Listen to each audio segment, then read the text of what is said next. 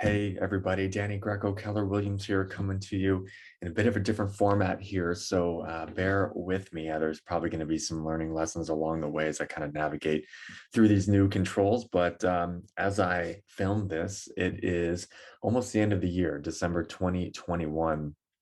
And my purpose in this video is to give my preliminary thoughts on what I expect to see in the greater Seattle housing market in 2022. So I will try to get through this here quickly and inform as informatively as I can. So let me start by sharing the first screen I can here. So I'm going to first look at a few stats, which I think is going to help set the tone for 2022, or at least set the early tone for 2022.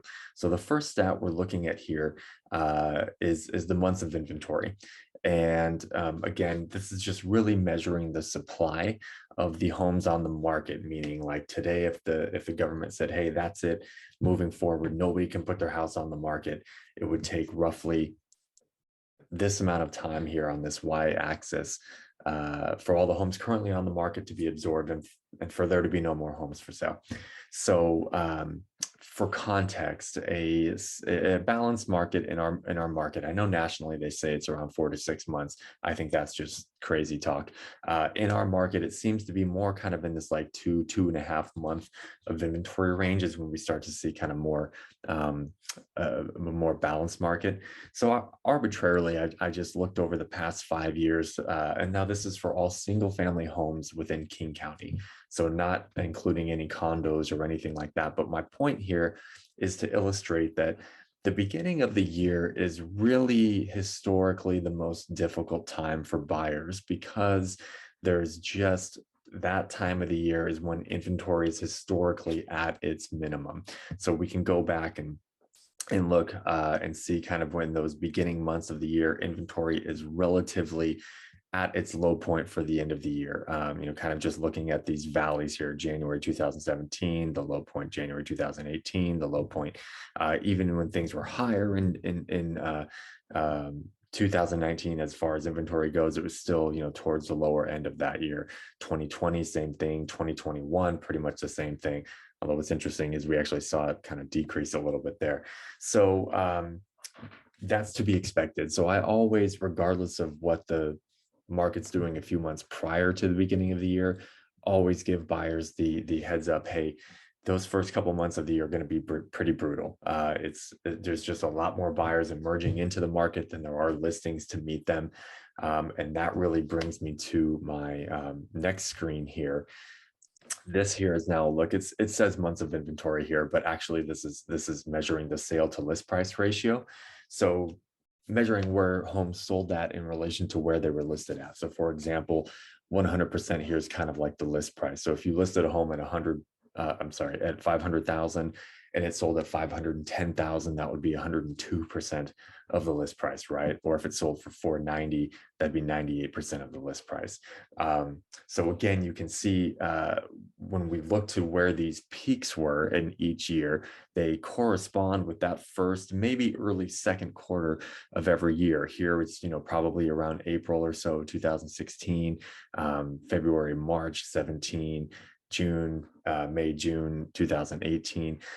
So that typical kind of April, March to May, June, sometimes in a later year timeline is typically when we reach the highest peak for that sale to list price ratio. But again, it's that entire first and most of the second quarter too, where that number is the highest. And then you can see as the year drags on, that list price goes down because from the chart we saw before, inventory hits. There's more inventory on the market during those years as well. What's I think most remarkable about this is, with the exception of at the end of 2018, the second half of 2018 and early 2019, we've pretty much always been getting the seller more than what they've been asking for. And then again, a little blurb here, second half of 2019. But on average, King County single family home sellers doing pretty damn well, right? I mean, I mean, look at this. I mean, earlier this year, just about 109% was the average list to sale price ratio. That's just insane. And that dropped, but now still, at levels to end the year around 105%. So just nuts. I don't expect any change with this. Given where inventory levels left off at the year, what we always see at the beginning of the year with the screen before and this one, I think the first quarter is going to be very, very brutal again for buyers. So this chart here, again, don't worry about this up here, but really what I'm looking at here are two lines. The green line is measuring the total number of active homes on the market, same criteria intact, single family homes within King County. The blue line measuring the number of pending units in that same category. So what this is really doing is it's really looking at our absorption rate, right? How quickly are those homes being listed transforming into pending units? And when those lines are pretty close together, the more indicative of a stronger seller, more favorable seller's market it is. When you have times like we did here in 2018 and parts of 2019, where the green line is pretty substantially higher than the blue line, that's definitely more buyer friendly. So you can see again for that same period, really with that like maybe year exception in 2018 to 19, it's been a very seller friendly market. But look at just how wide these gaps are between the blue line and the green line. The blue line now surpassing the green line, which here just shows that buyers have an unquenchable appetite for single family homes in King County. They can't buy enough. Whatever is listed is being sold and being sold immediately. So there's not much of anything that's hitting the market and is not selling. So looking at all this, well, let me look at one more form too. And again, this is all historic. We're not reinventing the wheel. I'm not, interpreting some crazy stats here to come up with some conclusion of my own. This is all just kind of looking at history here. Now I want to give a shout out to Kyle Berquist, loan officer at PRMI Mortgage. He gave a statistic today in his Friday update that really looked at the Seattle area job market. And what he concluded was that this chart here, just taking a look at the 12-month percent changes in total compensation and wages and salaries for private industry workers. And Seattle came in number 2 for the highest amount of wage growth over the last 12 months, only to LA. Now, there's a few things that's really interesting here. The first one that's obviously impressive, as you hear a lot in the news, especially national news, about the price of homes more than surpassing the rate at which salaries are increasing or incomes increasing. That's definitely true. And you throw into the fact that 2022 is very likely to see some increases and perhaps significant mortgage interest rate increases as well. So you would think naturally, and this isn't incorrect, that should impact the appreciation we can see from home values. If people are making less and if it's costing more to borrow, then that price should really start to plateau, maybe even come down in some areas. However, as I've always said to my buyers and anyone who kind of gets locked in to me with this discussion, you really have to focus at who those buyers are in our region. And if you can't tell by this, if you look at the screen here, there's 2 lines. There's a blue line for wages and salaries, and then a purple line for total compensation. And in just about all of these cities, those 2 lines are pretty close together, meaning that wages and salaries are pretty much making up the entire portion of the total compensation these employees are earning. Seattle is very different, though.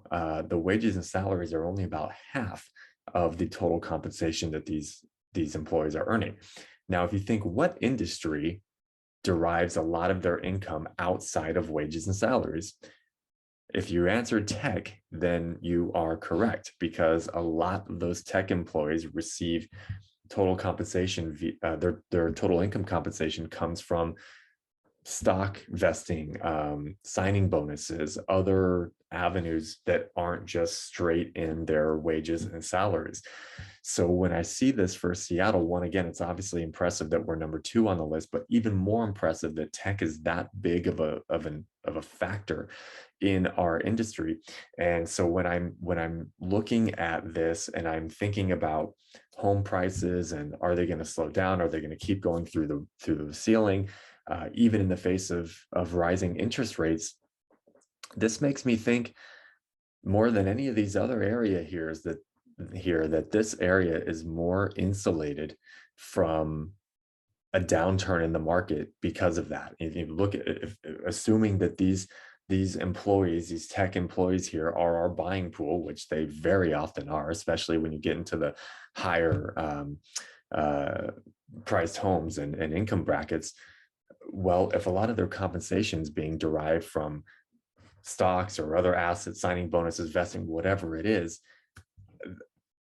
that can keep up with the rate of inflation that we're seeing in these home values. So for 2022, especially early on, I'm prepared to see just a lot more of the same that we've seen from 2021. And this personally was the most difficult market I've ever seen, which is saying something because it's not like 2020 or 2018 or anything beyond that were easy by any stretch.